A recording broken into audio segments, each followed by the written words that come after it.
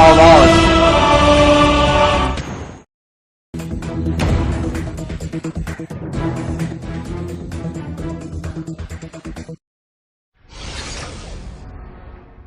પાંડેસરામાંથી પાલિકાની ફૂડ વિભાગે એક આયશર ટેમ્પોમાંથી 230 કિલો શંકાસ્પદ પનીરનો જથ્થો ઝડપી પાડ્યો છે।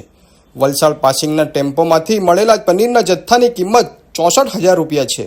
શંકાસ્પદ પનીરના નમૂના પૃથ્થકરણ માટે પાલિકાની લેબોરેટરી ખાતે મોકલી અપાયા છે, જેનો રિપોર્ટ આવ્યા બાદ આગળની કાર્યવાહી હાથ ધરાશે। પનીરનો જથ્થો પાંડેસરા આસપાસની ડેરીઓમાં આપવા માટે ટેમ્પો ચીકુવાડી ખાતે ઊભો હોવાની માહિતી મળી હતી। આ અંગે હાલમાં પૂછપરછ થઈ રહી છે। તપાસના અંતે જથ્થો ક્યાંથી આવ્યો અને સુરતમાં ક્યાં ક્યાં સપ્લાય થવાનો હતો તેની માહિતી સામે આવશે। પ્રાથમિક તપાસમાં આ જથ્થો શંકાસ્પદ જણાયો હતો।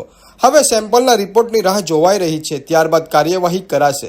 પાંડેસરા સ્થિત ચીકુવાડી ખાતે GJ15AX 1096 નંબરની આયશર ટેમ્પોમાંથી મળેલા 230 કિલો શંકાસ્પદ જથ્થાને પાલિકાએ નાશ કર્યો છે।